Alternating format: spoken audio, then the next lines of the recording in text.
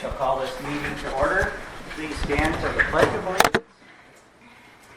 I pledge allegiance to the flag of the United States of America and to the republic for which it stands, one nation, under God, indivisible, with liberty and justice for all.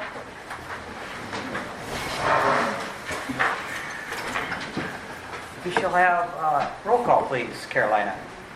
Councilmember Corrales, Solby, Yes. Miller, Yes. Spellison, Yes. Mayor Waller. Yes. Well, greetings, everyone, and thank you for coming to this City Council meeting on the 23rd of September here. Once again, we will start with Mayor Waller's quote for the day.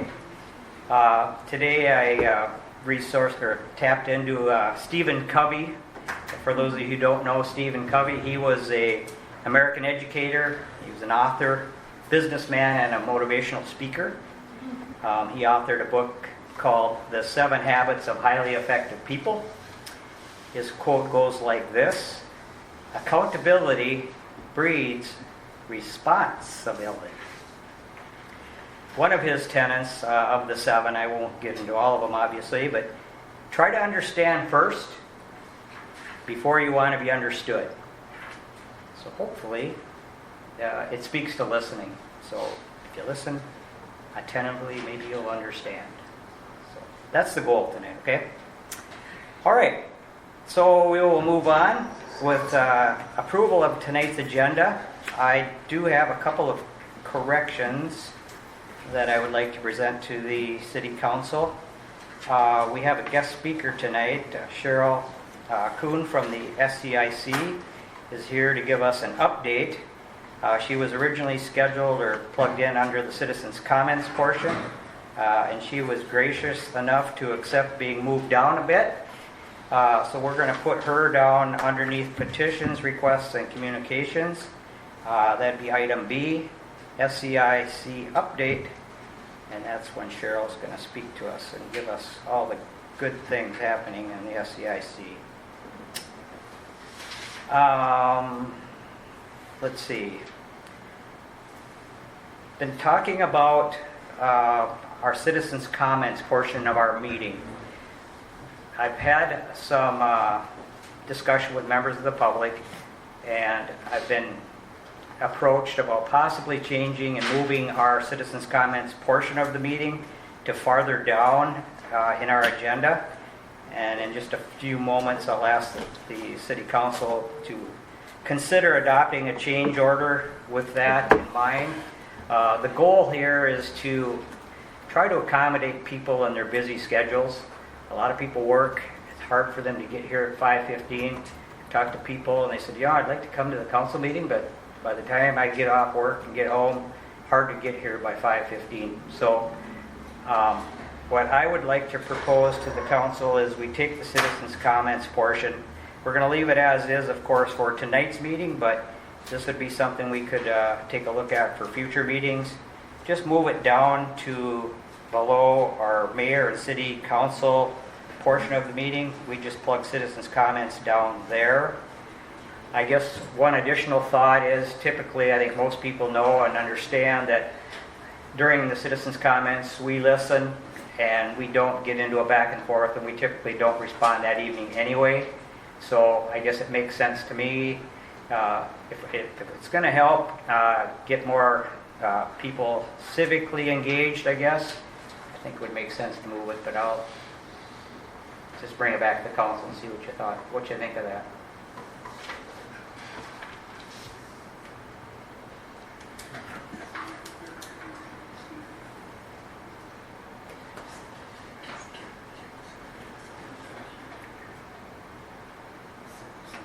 So I don't see any issue with it. It's just if they're coming in to make their comments, they just have to sit through the whole meeting. Are we going to have just people coming and going throughout the whole meeting, or? Well, I think there's going to be a learning curve here, Brian. I think once people know and understand that once they get used to the fact that it's going to be later in the meeting, I would guess most of our meetings run till about 6:15. If we have it, to that point we do move it down to allow people opportunities to get home, change, whatever, get the kids, home, and if they have something pressing that they would like to come to the council meeting, they'll just get used to it, but it will take some time for people to get used to it, is kind of what my thought is. But once people know and understand, well, you know what, citizens' comments will be between maybe, let's say, 5:45 and 6. So if they get here, they might have to sit for a few minutes waiting, but I just think it would be beneficial for those people that work if we could be a little flexible in that regard. So you're kind of proposing like right before other business, is that what you're saying? Like Yeah, right after I think that would be the best spot for it, right after our mayor and city council update, board updates and that kind of thing. That'd be, because typically, like I said, we don't take action on those items anyway during that particular meeting. Right. Usually we address them the next meeting, so it'd be the last kind of parting thing that we need to address. And the other thought I had is it kind of helps keep our focus on the other business that we have before us. Because sometimes, not that I'm not even sure if that's the right train of thought, really. It's just, I don't know. I just think it flows better for me. I don't know, I just kind of ask what the council thinks. I don't see why we couldn't try it. I don't have a problem with it. Okay. Do we need to put that in the form of a motion at all, or just, I think you approve the agenda at each council meeting, so right? if that's the agenda for the future and that you approve it, that would be fine. The agenda, Becca normally sets the agenda, so if you want to just plug it in there going forward, Becca, and we'll try it for a while and see how it works, and hopefully it'll give people an opportunity that want to talk to us, an opportunity to get here. But for tonight, we're going to keep it right where it is, all right? So everybody knows and understands that. We have 5 people now that have asked to speak tonight, and we'll just kind of go in order here of when I got the request. So we'll just open the citizens' comments portion of the meeting. Wait a second, we got to approve the agenda before we get to that part. So I'll just bring it back to the council if you want to approve tonight's agenda with the considerations that we gave and the changes we made to moving Cheryl down. I'll just entertain a motion. I'll move approval of the agenda as stated. I will second. Okay, thank you. So we have a motion and a second to approve tonight's agenda. All those in favor signify by saying aye. Aye. All those opposed, same sign. Motion carries. All right, now we can move on to our citizens' comments portion of the meeting, and we'll start with Jim. You want to come up? Your floor is yours. Do you want me to time here? Pardon? Do you want me to time? You can. I think everybody that's here tonight, I think no one understand what the 3-minute deal, so just be respectful of everybody's time. That's all we're asking. So with that, Jim, floor is yours. James Stoker, I'm a Morris resident. Several things. First of all, I wanted to express my disappointment that when Amy Klobuchar came here to town for her one visit a year to this county, none of the city staff or city council members were there. That's kind of an insult, because one of the items on your agenda tonight, whether you know it or not, the resolution authorizing the transportation grant is actually authorizing $166,000 from the FAA. So it's a federal grant at its heart, even though it's coming through the state. And yet you didn't have time for our U.S. Senator. That's interesting to me. Second item has to do with the budget. Since you are considering the budget tonight, I wanted to point out that, first of all, it is a requirement of our charter that the public have input into the budget process. That was not permitted at the work session that was held last week. And if you rearrange the agenda the way you were discussing it, public comment will come after you've made all your decisions.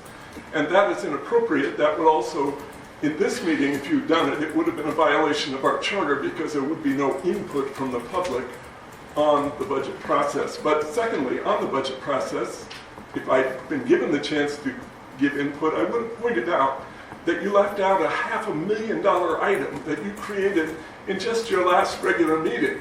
You created an item setting aside $500,000 toward the construction of the new liquor store.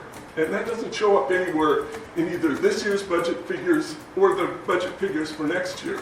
And that's a large enough item that it could affect the outcome of that. Secondly, you didn't include the reduced income for the tax abatement that you created last week either, because that takes $144,000 that needs to show up in a different part of the budget, because otherwise you're not really entitled to the lower rates on your bonds if that's not actually set aside formally in the budget. Also, I want to point out that that budget involves $400,000 of spending from reserves, which to me is excessive in a time when budgets are tight. And when you add that to the $500,000 that you're taking out of the reserves from the liquor store, that's right close to $1 million when you include the tax abatement stuff. So you're $1 million off in the process, and yet you're going to rush through it and approve it. That's a problem, a serious problem that needs to be addressed. I will also point out that I'm opposed to the codification monies. I think it should be a part of the job of the city attorney, not something we're spending separate money for. Thank you for your time. Thank you, Jim. Ned, you would be next.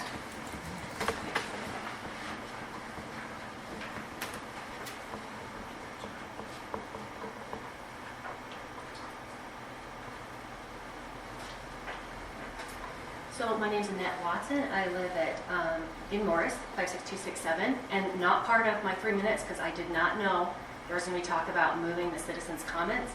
But when you guys post the agenda, I read it. I read the entire packet, and then I make up my comments. If you put it at the end, then everything I was going to say that dealt with the actual business of the meeting is now moot. So again, do not move it from the beginning. If you want to move something, move the entire meeting to later in the night. So, 1, I respectfully ask that you amend the sentence that I spoke of in my email before you approve last meeting's minutes. 2, I sense the city council members had not previewed ordinance 129, which was tabled at last city council. So for your benefit, ordinance 129 grew our city's ordinance chapter 10 from the current 3 pages by adding 10 pages. Like you, we want equitable and fair standards on junk ordinances. So I encourage that the council fix only that which is broken, rather than create laws for the sake of creating laws. I encourage the council to focus on procedural remedy, which seems to be lacking. With procedural remedy, you can point to the law and say it's unbiased and the time frame of remedy and property enforcement. And I encourage you not to be an overbearing HOA. What you produced included a law on weeds being a nuisance. Are you going to go around finding people for dandelions? You legally could with what you produced.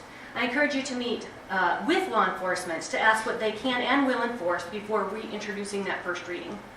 3, codification, it's a good thing. I do see that it's only hiring one person, so it could be done in town, as Jim suggested, but on page 44 of your packet, about the optional service, number 4C, this talks about an annual hosting fee of $595 per year with a 2% increase every year. Before entering into this contract with that service option, which could be rather useful, I think it sounds useful, I would want to know how to break that contract. Say in 4 years, can we stop services immediately? Or is there like a 2 years notification windows? Please find out before signing this document. Further, I suggest our codified documents be single column, not dual column. And I see that the agreement has 5 printed copies delivered to the city. And I assume that that is for the 5 council members. And I was wondering why that number wasn't 6, so the city manager could have a copy, or that the city could have a copy on hand in the building. If you ordered 7, one could also be available to the public, perhaps stored at the local library. And I was just wondering what your logic is on the number 5. So 4, I understand that there is a preliminary budget, and so citizens have time to respond to it. However, I missed the reasoning at the budget meeting on the why behind the increasing what I am understanding is the working income for the library. So I support the library, and I'm happy to see you do too. But I'm seeking to understand what you are wanting those increased funds to be going for. So, for instance, is it to hire more staff, buy more books, subsidize the sidewalk or improvements? So 5, I will miss the discussion about the library director's administrative appeal tonight. However, I've listened to the testimony, which was open to the public. I have read both the closing documents of the appellant and the respondent, which were made available to the public upon request.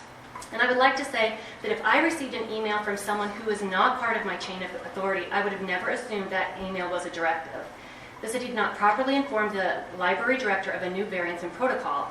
As for real cause or just cause of disciplinary suspension, I can see in the documents that the City Council did not support the library director's termination. And by this decision, you, the council, by examining the evidence, have already determined that the director did not warrant a suspension based on evidence. In America, a person is innocent until proven guilty beyond a shadow of a doubt to be guilty. And since you already find that there is a shadow of doubt, please find the suspension reprimand unwarranted.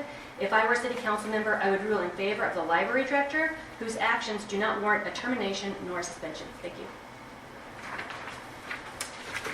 Thank you.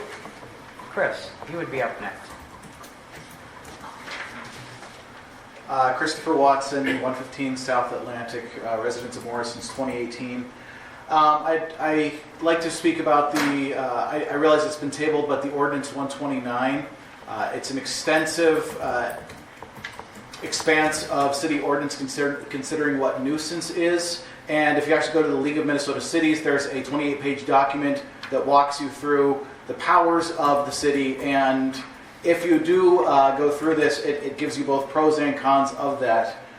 I'd like to read the conclusion of that document. Cities have broad authority to define, penalize, and abate public nuisance activities and conditions. City authority is not limitless. However, cities do not have the power to intervene over private nuisances, nor may they declare conditions to be nuisances that are in fact not.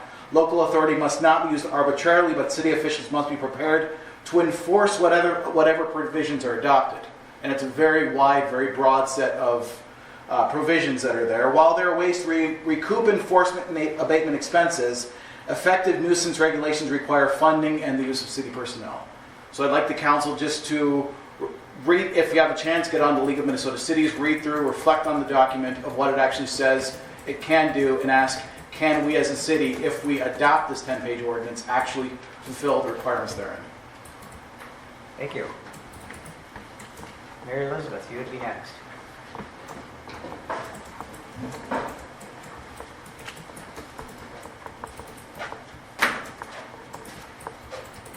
Having lived in Minnesota most of my entire life and having taught interpersonal groups for decades, I know that Minnesotans hate conflict. Defiance always intensifies conflict, but it can be difficult to determine who's being defiant. When Asha was tiny, we lived in the cities for a time. She went to a daycare that required kids to hold hands while walking. Asha did not like the little boy holding her hand. He would not let her go. So she bit him. Was Asha defiant? Probably, but he was gripping her hand. Was the little boy defiant? Yeah, maybe so. He would not let go, but his mother had told him to hold her hand. Was the daycare provider defiant? Absolutely, because she ignored the situation she knew was before her. Did she just want to punish someone so that she put Asha in an impossible situation? By the way, the little boy, was the daycare provider's son. He had bitten someone earlier in the day, so Asha was not thrown out. They never walked together again. I learned from attending the city charter meeting that the city manager's reports are quite important. I want to ask for a fuller explanation of the manager's comments from September 12, 2025. Quote, a few members of the council and I met with a few members of the library board. Who met, when, what was said. I appreciate it could not be a full board because that would have required an observable meeting. But I think given current events, the content would be important. I would caution the council to remember that the First Amendment protects freedom of speech. What many may not realize is that freedom of speech also protects the right to receive. The members of the Supreme Court, have recognized on a number of occasions that speech without equal protection to receive would be empty indeed. You might as well speak to yourself in your bathroom. My decades-long research has also demonstrated that protection for the right to receive is essential to a fully informed community. Thank you. Thank you. Next would be Devin. Devin, Mr. Dibdahl, Yes, sir. the floor is yours. Hello, everyone. I just wanted to have support for the fire department for their upgrade on the new ladder truck. Thank you. Thanks, Devin. Thanks for coming in. Okay. Would there be anybody else that would like to approach the council during the citizens' comments portion? Otherwise, we will move on. Seeing none. The next item before us is that we have no public hearings tonight.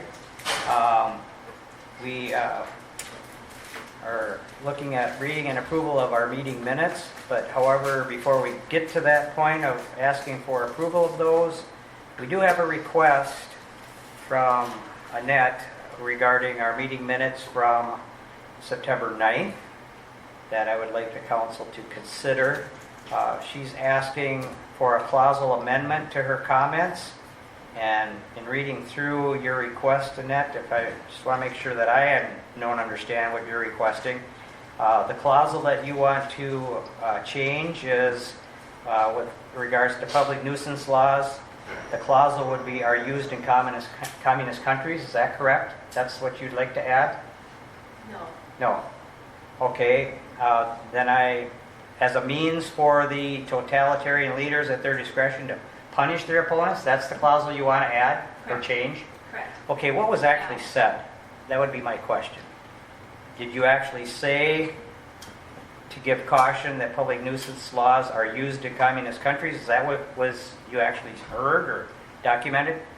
So you want that changed or amended to read as a means for the totalitarian leaders at their discretion to punish their opponents. Okay, so I'll bring it over to the council first for them to either amend that or not, but I'm just trying to understand your comment. And again, it kind of... Can I approach? Well, no, I'd just like to speak to it first, if you wouldn't mind.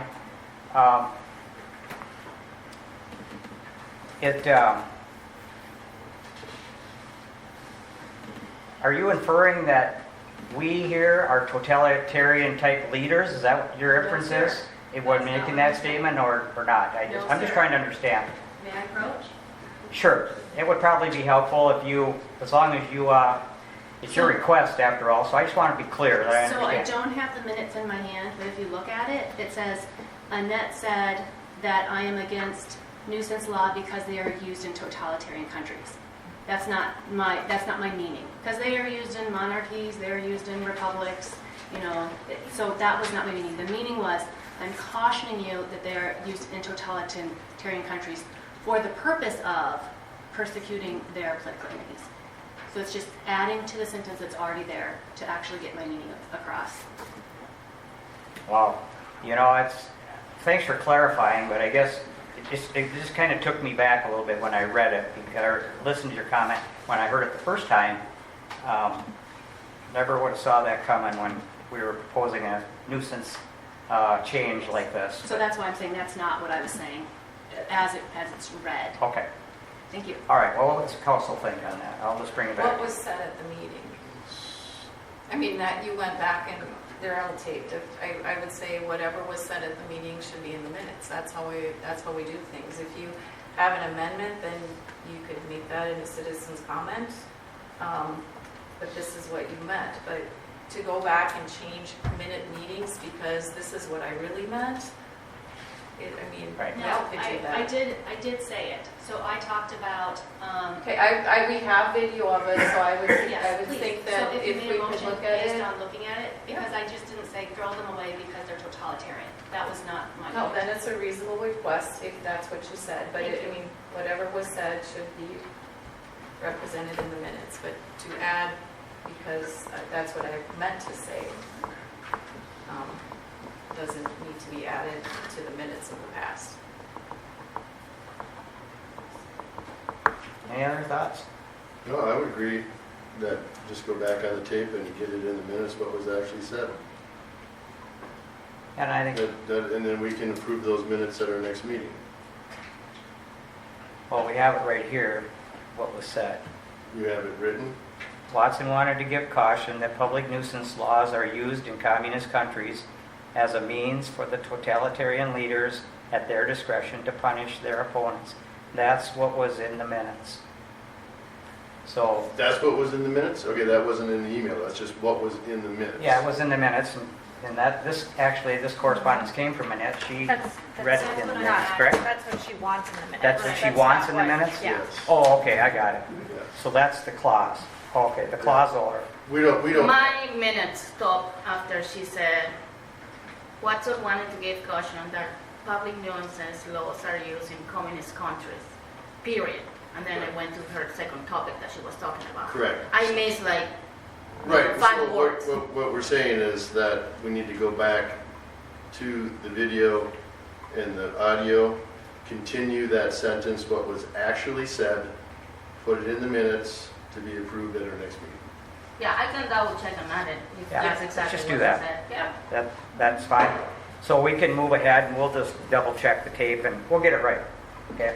And then we'll just deal with that, those meeting minutes at our next meeting, all right? That sound fair enough?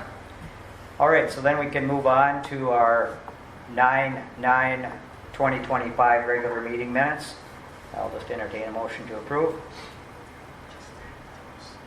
No, we're not going to approve that Right. tonight, we're going to table that. Oh, that's the one we're going to Yep. table. Oh, Yep. yeah, I'm sorry. We're just going to probably forego all of them then, both the regular and the condensed. Okay, so then we'll just move on. Table till next meeting. Yep. There we go. Got it. All right, so now we can move forward to our next item on the agenda, which is our consent agenda, which consists tonight of our audit of city bills, revenue and expenditure report, our gambling reports, the Morris Public Library Board meeting minutes from August 13th, 2025, our Charter Commission meeting minutes from April 2nd, 2025, item F, City of Morris Tree Board meeting minutes from August 20th, 2025, and the application for exempt permit, Stevens County Ducks Unlimited. And I guess I can move on approval of the items on the consent agenda. 1 second. Okay, thank you. We have a motion and a second, to approve the consent agenda. I'll bring it back to the city council for any discussion on any of those items.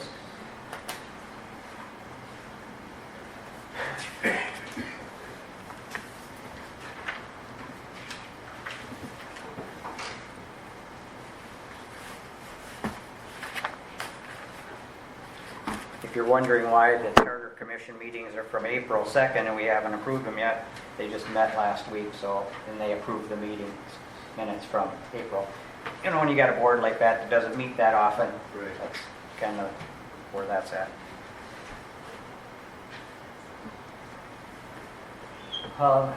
Is there any discussion? If not, I have a motion and a second. All those in favor of the consent agenda signify by saying aye. Aye. All those opposed, same sign. Motion carries. All right, petitions, requests, and communications. The first item is a change order for the Morris Municipal Liquor Store. And I'll just ask Becca if you'd like to speak to that for us, please. Yeah, so this is to take out the requirement to test the concrete. So Dustin, who is with Ringdahl Architects, had talked to our city engineer to say, you know, this is a small area. They have to go based on specs anyway. Do you want the concrete tested? And he gave us a call and said, usually with small areas like they have, it doesn't need to be tested and can save us a little bit of dollars. So it's taking out that testing for the concrete of $6,367. Okay. Discussion, members of the council. You want to entertain a motion for that? Saving money. How Saving about that? money, can't deny that. I'll move approval of the change order for Morris Municipal Liquor Store. I will second. Okay, we have a motion and a second to approve the change order for the Morris Municipal Liquor Store. All those in favor signify by saying aye. Aye. All those opposed, same sign. Motion carries. Thank you for your patience, Cheryl. Next up is Cheryl from the CEIC. She is going to give us an update. And I had them, Becca very kindly put a chair here for me because I had some therapy on my knee. But right now, after sitting for a while, it feels better to stand. So here I am. I might sit later. We'll see where we go. So Cheryl Kuhn, to be my address, 23074. Morris resident for since 1997. Do that math. I'm a lot younger than that. But. So Cheryl Kuhn, and I am the executive director of the Stevens County Economic Improvement Commission, and I'm here doing my yearly update. With me, I should have right now, is my new office manager / assistant director. Ava Weber is her name, and she is a recent graduate of the University of Minnesota Morris. She has a degree in economics and business management. We hired her back in October and had the very long wait for her to start with us in July after she graduated. She is right now up in Duluth taking her very first class to become a professional certified economic developer. So she's there for the week. So she sends her hellos and hopes to work with all of you very soon. It's been a real blessing to have her in the office with us. So the Stevens County, so kind of the way I've structured this evening is I'm going to talk to you about obviously what we do a little bit. I'm going to start with our numbers, sort of our impacts that we have in the community. And I always give that to you, but I realize that I don't necessarily say, well, what is the work that you do that you can gain these kinds of numbers? What helps you to work with 60 people or work and support 348 jobs across the county? How does that happen? So if you'll allow me, I'm going to talk a little bit about that tonight. It won't be that long. But I did bring a brochure along so you can take one and pass it down. Gives a little bit about what we do in our lending and also our business coaching. So the Stevens County Economic Improvement Commission, our tagline is on that brochure, and it says, "We do business with you." And our mission is to drive sustainable economic growth and vitality by supporting local businesses, fostering innovation, and promoting job retention and creation throughout Stevens County. We're a nonprofit organization with a 15-member board, and Becca and Kevin are the City of Morris representatives on our board. I hope our board meetings aren't too torturesome for you. Okay, good. No pain at all. All right. So, and I always start off my presentations to say, we are all under confidentiality agreements. And I think I said this last time, but Jeff, you came to me and we're going to start a business together, right? Or you're going to start a business and I'm going to help you start your business. And you're going to get a loan from me. And imagine if I said, oh yeah, I worked with Jeff today. He's going to start this business that is manufacturing this kind of a widget, and oh my gosh, it's going to be so successful.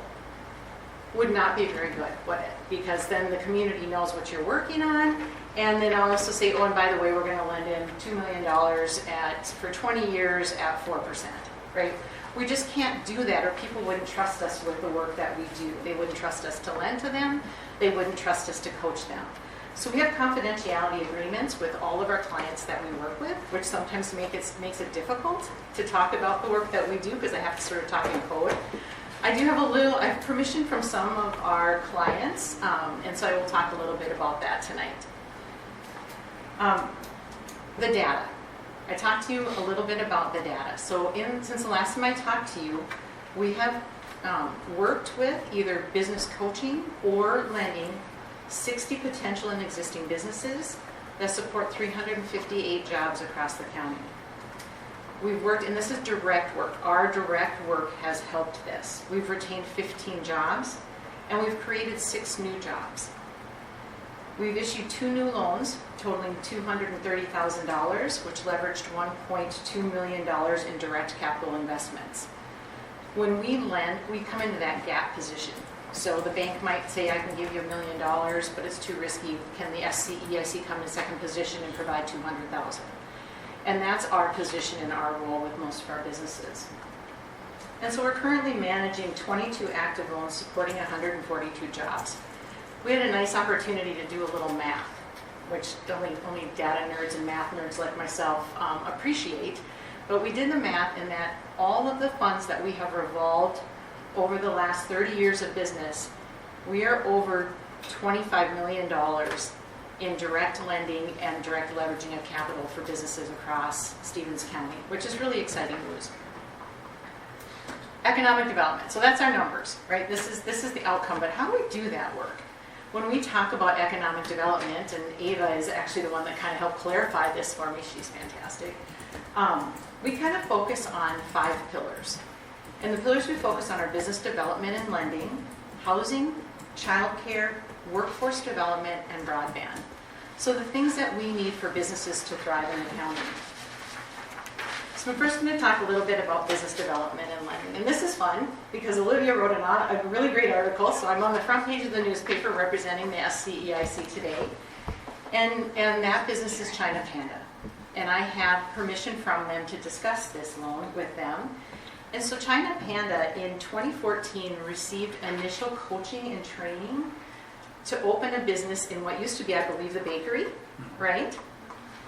How do we purchase that? What does that look like? What is the cash management behind it? The SCEIC stepped in there. We lent to them and did that business coaching. A little bit down the road, COVID hits. China Panda isn't sure they're going to be able to keep their doors open. How is this going to work? The community came together and provided funds for the SCEIC to help businesses through COVID, and they received some of those funds to help them out so that they stayed whole during COVID.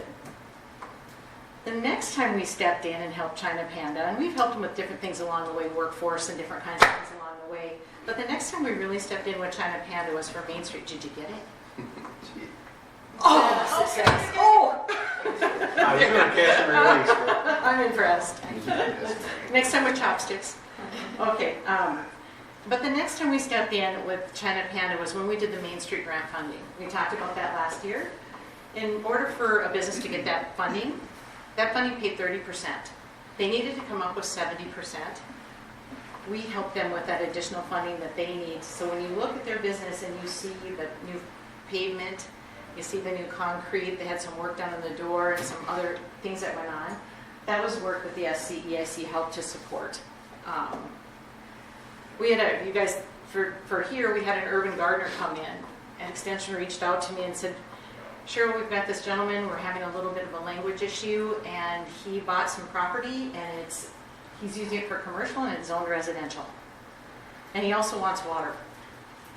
So we got our interpreter on board with us, and we worked him through the water, so he now has a well, and a solar pump on the well, and a greenhouse, and because we presented to the planning and zoning here, you guys helped to change his business over from a residential location to a commercial location. And so we worked with several different agencies in that collaboration. So when we work with clients, we collaborate with a lot of different agencies. Succession planning, that's a big thing. If you currently own a business and you want to sell your business, you need to do succession planning. So we work with businesses that want to sell. So over the last 3 years, we worked with the business to help them clean it up, get ready to sell it, and we helped that transition over to 2 new business owners. And then I always get these really fun ones that come in, and they'll come in and they'll say, Cheryl, I understand you help with businesses. Yep, I do. I just know I'd really like to start a business. I'm not really sure what. Can you help me figure that out?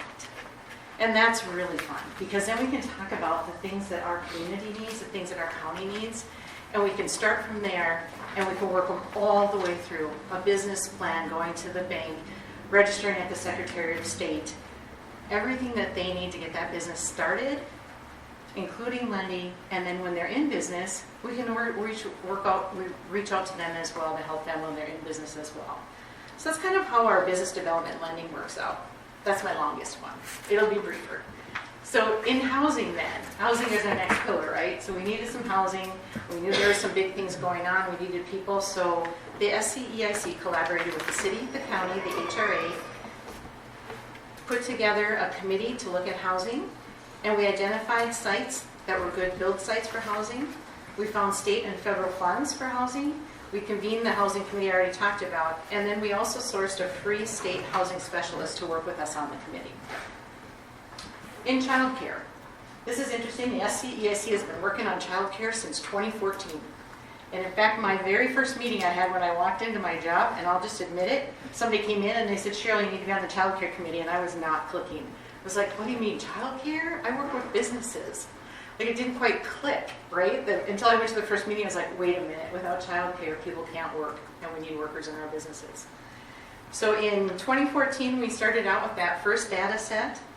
The SCEIC continues to be part of the Child Care Committee, and that work on those committees have resulted in the daycare pods that you see now. And also, we worked with providers that are not in the pods as well to make sure that they had some financial securities.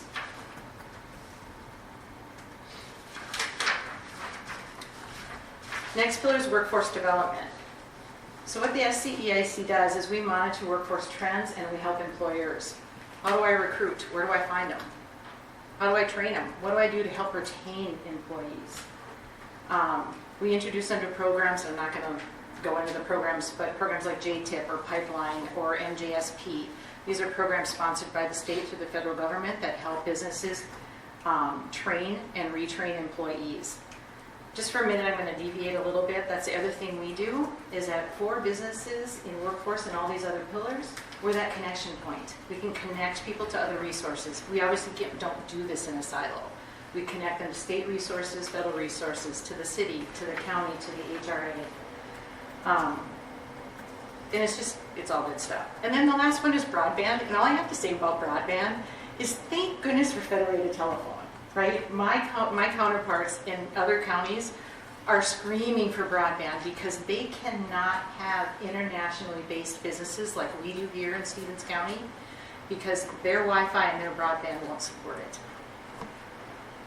In Stevens County, we've had federated telephone with Kevin Byer. Such a blessing for all of us. The other thing that we do then is we're that connection point to the Minnesota Office of Broadband. So just recently they said, hey, we're looking at this initiative or that initiative. Can you write a letter of support? What did that mean? I called up Kevin and I said, hey, what is it? Where are we looking at? How should we support? And they helped us through that, but it had to come out of our office for that letter of support through that connection. Okay. So those are the pillars. That's some of the work that we do. Did I miss anything, Becca or Kevin? I Good? think you All right. summed it up pretty well, actually. Well, I've got one more thing that I think is really going to be interesting for you guys. So, Kevin called me up, and he said, Cheryl, I know in 2014, the SCEIC became the local development organization. Do you have some statistics on that? And I said, let me dig a little bit. So we talked about it, and so I just wanted to update all of you, because in August 13th of 2014, the city of Morris gave to the SCEIC, entrusted the SCEIC with $238,000 in cash and $242,000 in outstanding loans. That totaled about $480,000. Since then, the SCEIC, so currently the SCEIC has in our bank account right now ready to lend $200,000. Out to loan clients, we have $640,000. So that initial $480,000 is now $840,000. And so I think that we've been really good stewards with those funds, and we were very happy. I know I wasn't here at that time, but I have read all the correspondence and brought myself up to speed. I think we were very happy because managing those funds is about an 800-page document that you have to look through. However, we've been successful in managing it, and we're thankful that the city entrusted us to do that. And I think that's it, unless there's questions. Those funds that we transferred over at that time were a separate City of Morse fund that we were loaning out individually, separate from the county, correct? Yes. So it was instead of going to the city and getting funding and then going to the county and getting funding, we combined everything into one nice big package deal for our... It's a little different than that because we are a standalone nonprofit. We don't manage any funds for the county itself as far as an organization, for the county itself as far as an organization. We have funds that we have through the USDA Rural Development, and those were grants, or loans actually, that were written. And those funds, about $4 million came, and that's our USDA funds, and we can use those funds throughout the county. Also. Yes. So then it was we have two separate funds that we Yes. were drawing from for potential businesses or people. So we streamlined to put the process into one, correct? No. No. No. Let's see here. So So if you think about the SCEIC as a standalone nonprofit, right? The SCEIC wrote to the USDA, and we received about $4 million, of which we've had to pay back all of the principal plus 1% interest. Okay? So that's one fund of money that we have at the SCEIC. The other fund of money, and we call that our growth fund. The other fund of money that we have is what we call our opportunity funds. And those funds are managed separately and they are restricted, but those are the funds that the city had. And at the time, I was not here at the time from the research, the funds are very difficult to use. As I said, that's that 800 pages. And at the time, I believe the state said, or the Fed, I can't remember if it's federal dollars through the state, but the state said that you either need to figure out how to get these dollars used and out for their purpose, or you have to give them back to the state. Yep. And at that time, the Economic Improvement Commission, my organization, stepped up and said, we're really happy to take this on. And they're not easy dollars to lend, but we've been able to make it work, and we've done a lot of really good work for it. The other thing that's just kind of a little interesting thing, so we received, I can't remember if it was, I don't know, but the $242,000 that were lent out, I think it was in 5 different loans. In order for the SCEIC to be able to do anything different with the funding than what the state of Minnesota and the federal government says, that money has to be paid back, and then we have to refund it again before that money isn't completely restricted by the state. And so we do have a portion, we have 200,000 of that, that's been lent out or revolved back. But when we're lending, especially at larger amounts, we're lending for 10 to 20 years. So it takes a while for that to happen. Did that answer your question? A little better? Yeah. Basically, the interest and the loans come back and we reloan that with the interest that we've earned off of Yes. it. So that's where the growth has come from since Yes. the 2014 is the Yes. additional funds coming back in from the interest that we're able to reloan again. Exactly. Yep. Yeah, I know Brian, Jeff, and I were all here in 2014 when that money transferred, and that was a mandate, of course, as the state put out, and the state just realized that cities have all this money, and it's just sitting there. So, and cities really weren't very good at that kind of stuff. That's what you're here for. You're the experts, you know. I try. I think the state found the cities are, better at maybe other things than lending. So it's worked out really well. Yeah.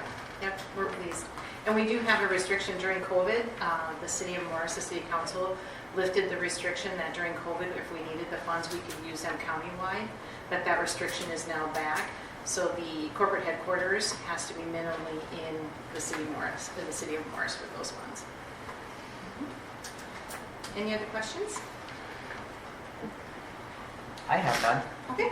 Thank you then. Thank you, Carol, for coming in. Appreciate it. Okay, we shall move on to ordinances and resolutions.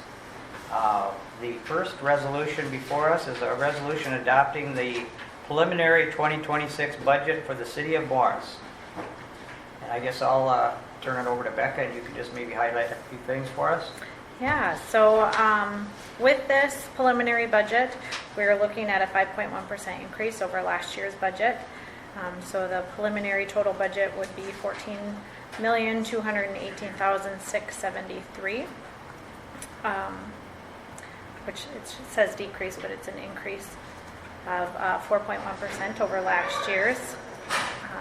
So, I'm sorry, but that's 14,218,673 is last year's budget.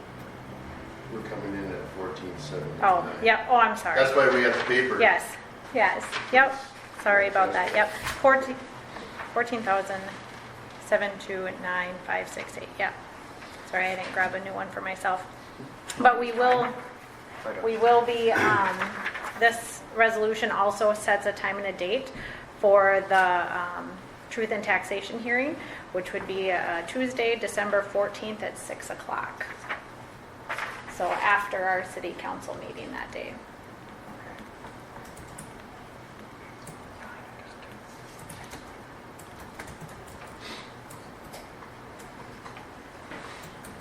By setting this budget, that's the max we can be. We can be lower than that? That will be the next one with the levy. And the, The yeah. levy is the one, okay. Yep.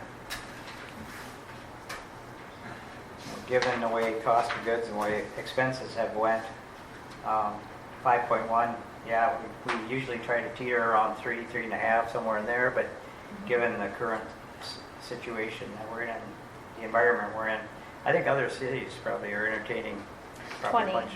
Yeah. A lot of them I talked to are about a 20%. Very high, much higher than what we're at, so. Okay. Any questions for our city manager on the preliminary budget? You just said, Councilmember Miller asked you if, once we set this, we can't go above it, but you referred to the tax levy as what we can't go above, but in direct correlation to the budget, we're only going to get a set amount from LGA, and you're going to get a set amount from your levy. Right. Therefore, Your budget probably, yes, therefore can't your go over that. budget Yep. probably can't go over Right. unless, because you can't, at that point, once you set the levy, you can't raise the taxes. Any higher than Any that higher. percentage. So- You can always go under, you can't go over. Mhm. Right. I think that's something that the public doesn't know or understand, especially in the private sector. I don't deal with it that way, but that's just the state law. So if something comes up between our preliminary budget and our final budget for more expenses, well, we can't raise the levy to increase taxes to cover that budget. So within your budget, you're going to have to work around it. If you say insurance went up that you didn't know, so now you're going to have to pay the insurance and work your budget, have to decrease some other spots of your budget. You just can't go and say, oh, we're going to raise it up. So I think that's something to put out to the public that I didn't know until we started doing this too. So. Yeah, we've done, I mean, we've spent time with the budget in our work session, and, you know, we were able to kind of look at all the different areas, all the different buckets, and where we could possibly trim, and this is kind of the finished product that we're looking at here. So kind of just for the public, for our general fund, this 5.1% budget increase, a lot of that is accounted for in wages, increases insurance, increases in our contracted services with the sheriff's office, the assessor's office, SCEIC, community ed, the attorney's office, our capital outlay items. We have funds in there for a comprehensive plan, and then funds in there for more egg lime and electrical and water at Pomme de Terre Campground. So those are some of the bigger increases for that 5.1%.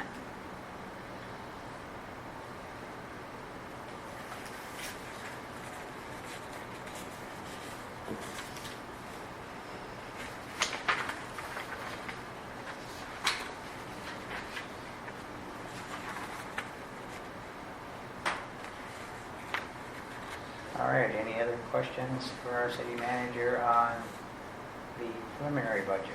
If not, I'll entertain a motion to approve. I will move approval of adopting the preliminary 2026 budget for the city of Morris. I will second. Okay, thank you.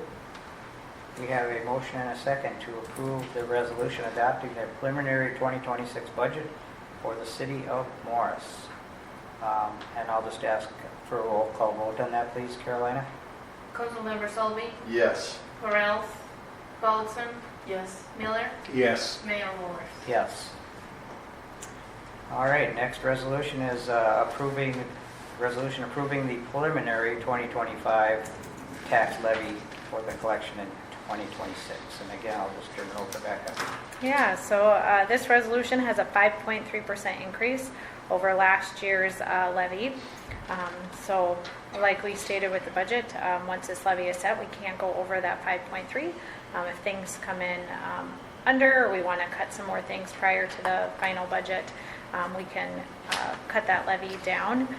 You have your general fund, your library fund, your abatement for the 2016 tax abatement, and then some bonds in there.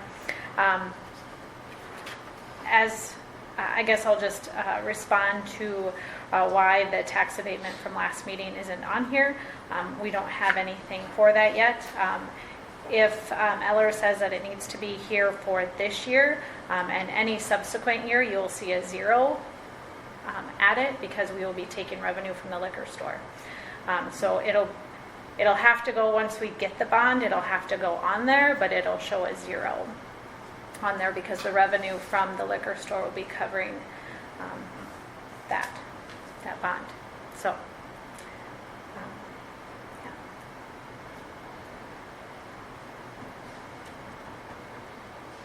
I'd like to point out too that the levy that we are doing, which is collecting local taxes here, is only 1/3 of our budget. 2/3 of our budget is called local government aid, or LGA, which we get from the state of Minnesota.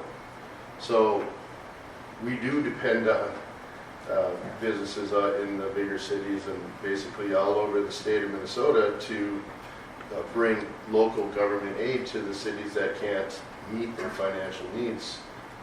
There's cities or bigger towns in the state that don't get local government aid. They got a bigger tax base and stuff. So I think it's important to realize that what we actually pay in taxes here only covers 1/3 of our budget. So I feel pretty lucky that our state is well enough and that we are getting local government aid. So if you do talk to representatives, always cheer on for your local government aid because it's going to keep your local taxes down. And upon that, I'm just going to make a motion to approve the preliminary 2025 tax levy for collection in 2026. I will second. Okay, thank you. We have a motion and a second approving the resolution approving the preliminary 2025 tax levy for collection in 2026. And once again, Caroline, I'll ask for a roll call vote, please, on that. Councilmember Miller, Yes. Golison, Yes. Corrales, Falvey, Yes. Mayor Wolf. Yes. All right, next we have a resolution approving the recodification of the Morris City Code. I'll let Becca speak to that, please. Yeah, so in this year's budget, we put dollars in there to do the recodification of our city code. So looking at all our ordinances, updating, and then adding what councils previous have approved and are not listed in there in the code as is the book right now. So we're looking at, if you saw the proposal, would be up to that $15,000 that we had budgeted. So it would be done by the League of Minnesota Cities and the American League Legal Publishing. So Any idea how long that process will take? about 7 months. Okay. Yeah, the agreement here is pretty thorough. And of course, the league, I think, does pretty good work. They do quite a bit of these. Know their stuff, so. So we'll get the results of that probably midsummer. Yeah, what do we at? September? 1, 2, 3, 4. Probably late Spring. spring. Late spring, early summer. Okay. All right. Well, I think it's been a while since we've had this updated, so it's probably long overdue. Glad we're doing that. It's important to stay on top of that. Any questions for our city manager on the codification process at all? Or? I will move approval of the resolution for the recodification of the Morris City Code. I'll second. All right. Thank you. We have a motion and a second regarding the resolution approving the recodification of the Morris City Charter Code. I'll ask for roll call vote again. Please, Caroline. Councilmember Golison, Yes. Miller, Yes. Falvey, Yes. Corrales, Mayor Wolf. Yes. All right, we have the last resolution before us tonight is a resolution authorization to execute Minnesota Department of Transportation grant agreement for airport improvement excluding land acquisition number 1061070. And I'll turn it back over to Becca. Yeah, so a few meetings ago, you had approved the FAA's grant for the design of the arrival departure building. So this is the state companion grant to that. If you remember back then, the FAA covers 95%, the state grant covers 2.5%, and the city will cover 2.5% of the project.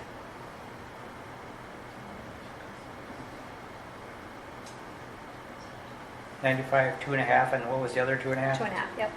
Okay. Our 2.5, and then what was the other one you said? The state. State, okay, gotcha.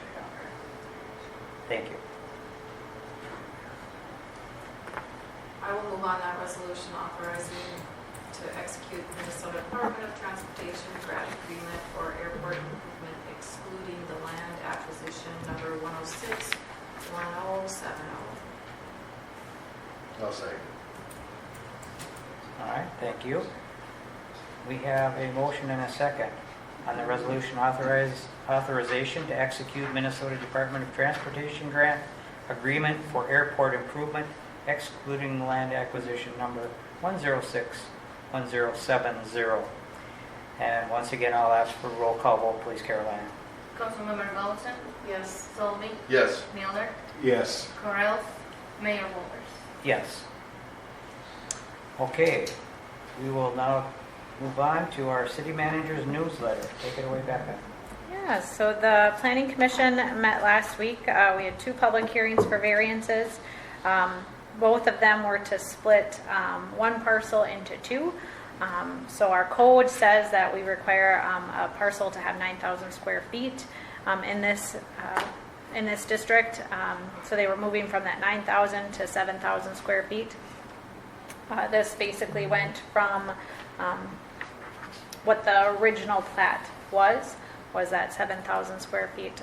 So this was to build 2 homes instead of just the one. The Planning Commission approved both of those variances, so both of those parcels will be split and have that 7,000 square feet as the lot area. They did talk about the comprehensive plan, which we did put as part of our preliminary budget to do next year. The tree board met last week also, so they talked about possibly going out for a couple of different grants that are due in October. So we're not in the tier 1 area, so they weren't sure if, since we'd be on the lower end, if it was worth the time and energy to put into it. I did hear from Sue today, and she said she had a meeting yesterday and that they did sound promising to maybe go towards one that not only was for planting but also for education on the EAB and different things like that. So we'll probably look at getting one of those grants out by October. So they're getting ready for the fall tree planting. If you notice, a couple of areas by City Hall and one by Don's Cafe, the Public Works Department put in this flexible paving material around the trees. So they're going to be doing one more this year, but it's going to be with a tree that is a new tree, so they can see how it grows with, how it works with a tree that's growing. Once that's done, we'll see how well we like it. It was cheaper than doing grates, and hopefully we'll be able to not dig into the trees like those grates did.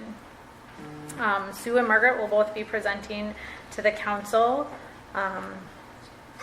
at their next work session, and they'll also be presenting at the county board on October 14th to discuss kind of the EAB plan and kind of next steps with that. So in with that, the next work session is next week on the 30th. Like I said, Sue and Margaret will be there to discuss EAB. They're thinking it'll be about 45 minutes to an hour to have that discussion. Spoke with our assistant and city attorney on that ordinance, the nuisance ordinance, and decided it might be best to have a work session. So it's kind of up to you guys on how you want to move forward with that. We could do that the same night, and and talk about it then, and have just the one work session on September 30th. We could pick a different night to look at it. We could do it on our next scheduled work session, which falls on December 30th, or we could wait until next year. So the big thing, I think that we were, one of the reasons we were looking at moving to this is we had seen all those with the administrative or the hearings on the junk and nuisance, and kind of trying to have that be a little more streamlined. So I don't know if you want to wait, but you certainly can. Otherwise, we can, like I said, we can do it the same night. It will just be a longer work session than just probably an hour.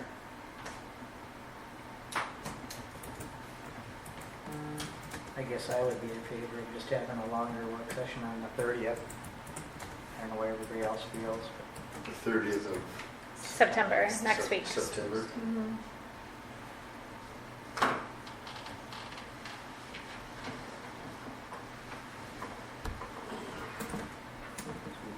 Combining two into kind of one. We're going to deal with Okay. the nuisance thing. I'm okay with that. You're I okay think I with can it? make that work. Yeah? Yeah, Okay. yes. Okay. So we'll just do September 30th then. Okay. Or, yeah. So put both of those on the 5:15. agenda. Yep, 5:15. Okay. Um, Go ahead. All right, safety grant. So I'm in the process of applying for a safety grant for a HydroVerge Hydrant Buddy XL. So it's a piece of equipment that allows our public works staff to open hydrants mechanically instead of manually. So this will help with some safety as it cuts down on potential injuries with shoulders, wrists, elbows, back strains. So that one is due October 15th. So hopefully we'll qualify for that. Prairie Harvest Fest is this weekend. So a lot of time and effort has gone into the planning of this community event. Most of the activities there are free to anyone who comes to participate. So if anyone would like to help out at the event, there's a volunteer sheet at the Prairie Harvest Fest website. So they are in need of volunteers. So if anyone wants to volunteer, they can fill that out. Amy Klobuchar's was here this last Sunday. She was here for a quick visit. Paid leave. So we received quotes from a couple other companies on paid leave. So you could either go with the state's program or you could do a private program. You just had to make sure that it was compliant and at least the amount of what is offered with the state's program. The quotes we got back were a lot higher than the state's plan. Yeah, I think it was a 1.3% was one and 1.03. So we're just going to go with the state's plan for this next year. A lot of I people, wonder yeah. if it's just the private is lower and they're socking it to I don't know. So, 'cause I know. the public ones. Yeah, 'cause My quote was lower. I went Well, and there are other cities that have had it lower too with the private. Our insurance agent came back and the two quotes he had gotten were higher. So we're going to stick with the states. Per our union contracts, it's split 50-50. So, yeah. Next, we did post to go out for bids for our farmland around the airport. So they are due back on the 30th. And then I'm sorry, what was that? No, the bids? the are- farmland out at the airport. So if somebody's still interested, they just contact the city? Yep, Okay. yep, That's got to be back in by the the 30th. Yep, so next Tuesday. And there's requirements that the stuff by the runways have to be a lower level. Yep, so we Or we have a map for anyone who's interested that kind of shows what high crops can be, where the low crops are, where the no crops are, all around the airports. They can have a visual of what is but there are required. restrictions from the state, being it's an airport. Correct. On what can be within certain Certain areas of the areas airport. of the Yep, runway. yep. Yeah. And then we will be bringing forward, probably before December sometime, a local road improvement, a resolution to have the council say yes, they would like to move forward with a local road improvement grant application. So when in talking with the engineer today, we identified 2 different areas that could possibly qualify for this local road improvement money. So it's over by Bonanza Bean to pave that gravel road out there, and then over that gravel road that connects kind of like that Pomme de Terre County Highway to the state highway. So that gravel road also. So gonna kind of look at what the best. road that goes by Cheryl's place? Yes. Yep. Wow, should be glad to hear that. Yeah. So both of those could possibly qualify for some local road improvement dollars. A little more competitive because they're both by businesses. So our engineer is going to be working on getting some information for those. But those just opened up last week. So Awesome. yeah. Thank you. Yeah. Thanks for staying on top of that. What was that grant you called it? It was a Local road improvement. local road improvement. Is that something new? Nope. That's we've had Okay. that for a while. All right. Thank you. All right, any questions for our city manager off her newsletter? If not, we shall move on to our mayor and city council board updates. Anybody has something from their various boards they'd like to report? Now would be a good time for that. I will update. We met the park board 2 weeks ago and discussed a couple different things. The bike walk path that will get redone, about 5 miles of that next year, that we are in the process of getting some state funding to do the majority of that, and some local donations to help cover the city's portion of that. Also, working on about a mile of walk path from Dairy Queen, our East First Street, out to Birch Avenue, which will be alongside of the highway there in the right of way. That should get done, I believe, next year also. The bathroom over at Wells Park, waiting patiently yet for the state of Minnesota to okay our plumbing permits. We're waiting to pour cement on that, and once the cement is poured, the contractor is waiting, ready to hit it, to hopefully get that up and finished yet this fall. Some other new discussions just going forward was discussed about some improvements for Eastside Park on bathrooms, drinking fountain that needs attention, the water line is busted there, what we can do on that, and then the shelter there is in pretty rough shape, just going forward on possible new projects going forward to do some improvements there at Eastside Park.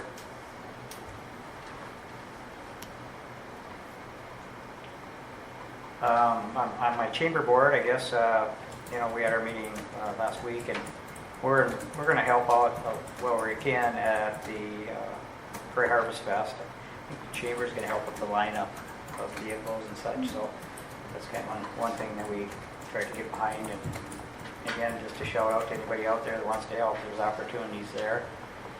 Just an aside, when we're talking about parks, out at Eagles Ballpark, if you haven't drove by there lately, the Morris Baseball Association, their indoor training facility is starting to take shape.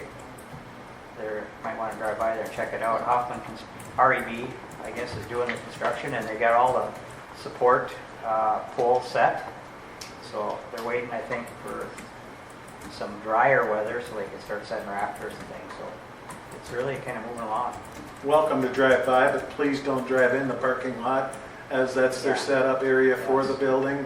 So when I talked to them last week, they're just saying daycare's coming and dropping off kids, and kids all over when they have the equipment and tools and lumber and metal, that trying to block off to keep people out of the parking lot so they can do it safely without injuring anyone. Well, that and 7th Street, they're starting to finally get closer to they're right out by my mom's place now. She calls me up, what are them big pipes? They are big, it's our storm sewer pipes. So yeah, exciting to see that progress, but anything else from anybody else's boards that they'd care to report? If not, we shall move on.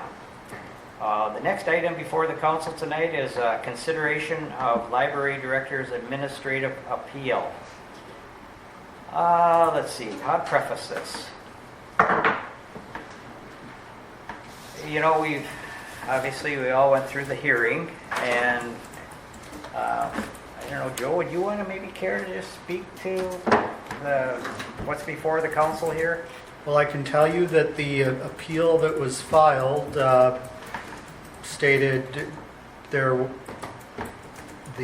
appellant's position is that there's not just cause, that the discipline was not supported by the investigation that was done, or that the discipline imposed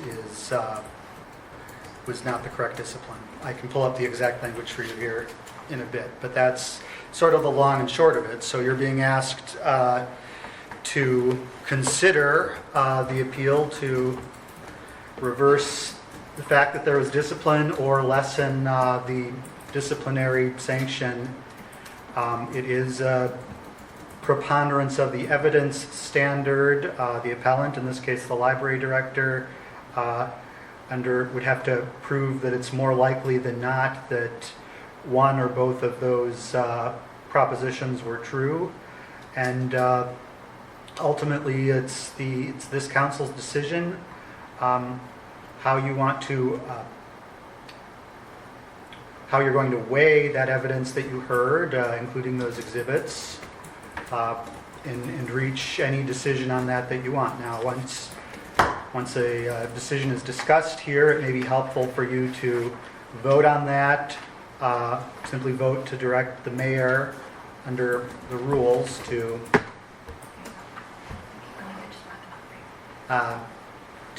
prepare an actual written findings, which you could then review and approve at your next council meeting. But that presupposes that you're able to sort of make the basic decision today.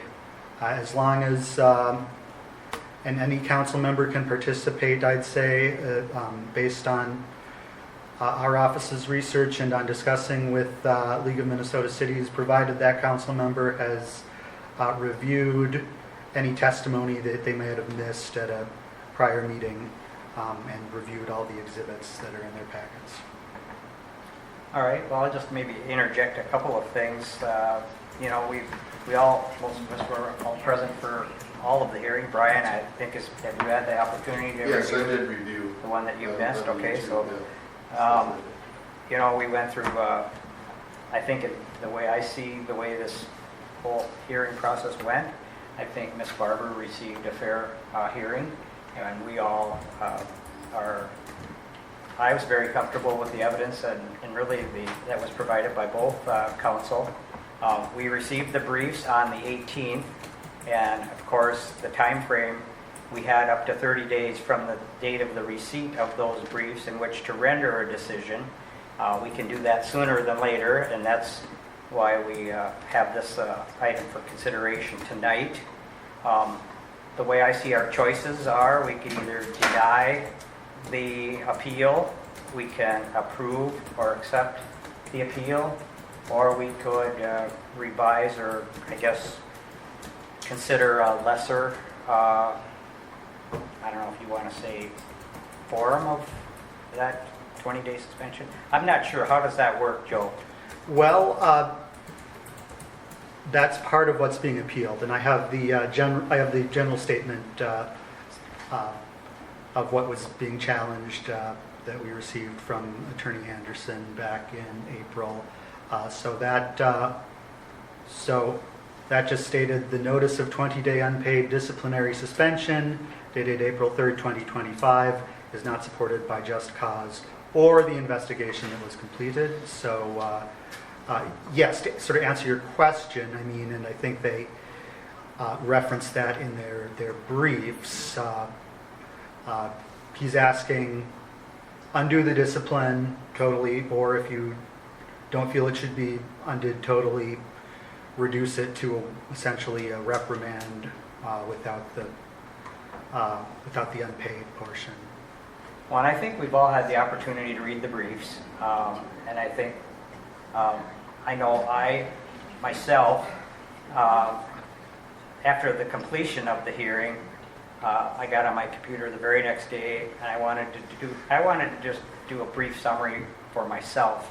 Well, everything was still fresh in my mind, and I have a brief summary that I kind of, you took all of this stuff and tried to put it in a smaller version, and so then you can make an informed decision, and I did that, and I just would like to maybe bring it back to the council for any discussion you might have before we take any kind of action on this.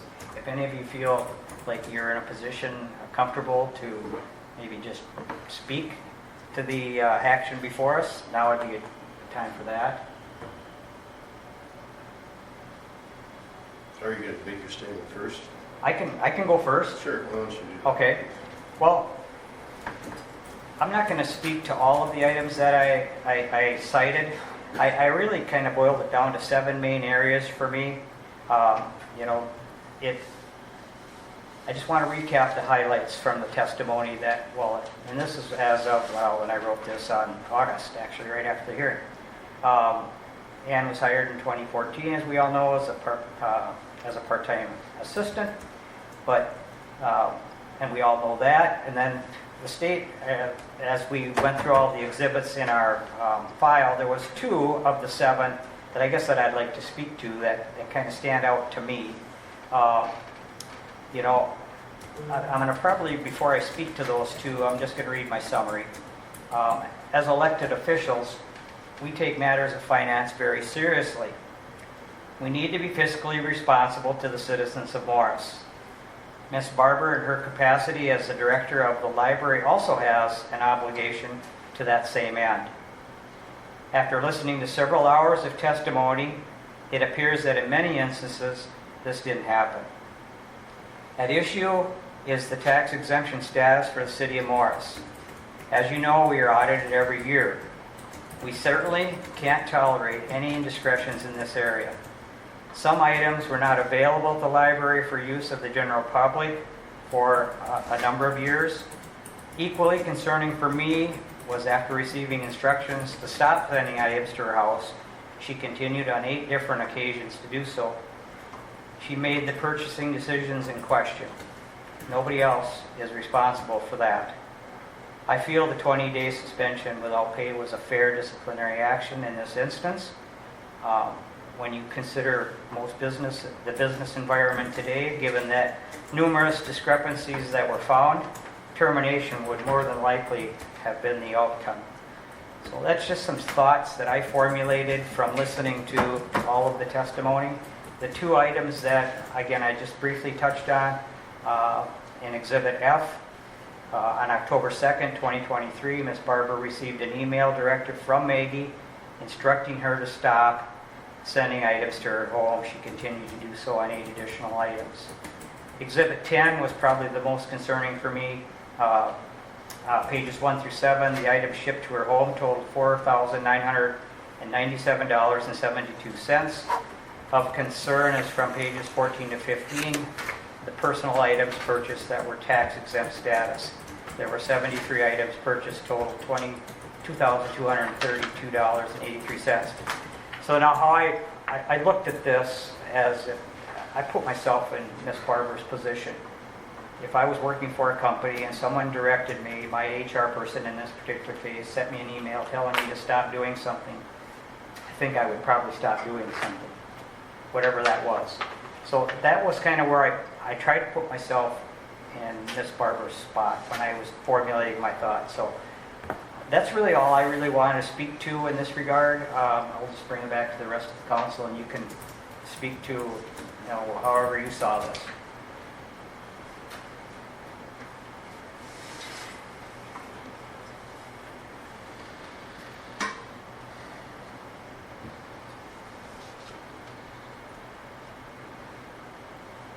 guess I would speak to it is to say a lot of the same thoughts that you had, Mayor, is that I really didn't believe that, I believe the information that was brought to me and the mistakes that were made. Not listening to the directive, that's sending things home and using the tax for the, what was it called? Tax ID, Yeah, tax exempt number, yeah. there. I just didn't feel that she was able to prove any of that wasn't happening. So I do feel that the suspension should be upheld and that the appeal should be denied.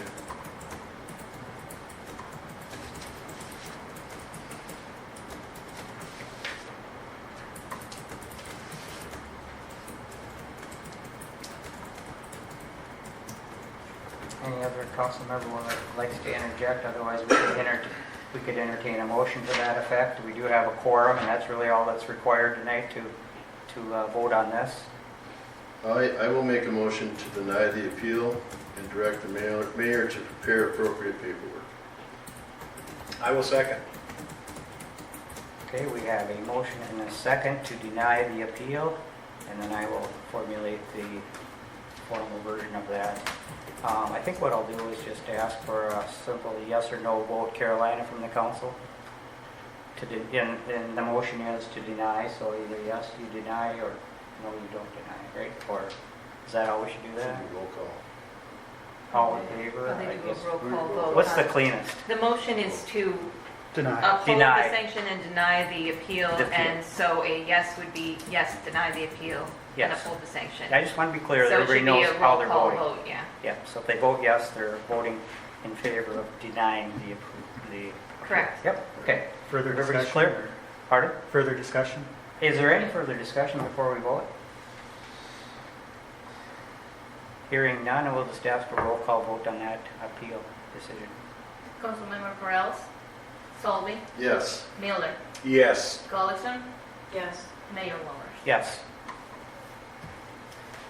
Okay, we shall move on. Would there be any other business to come before the council tonight? We're kind of to that point in our meeting now. Hearing none. Any informational items? Hearing none as well. Meeting adjourned.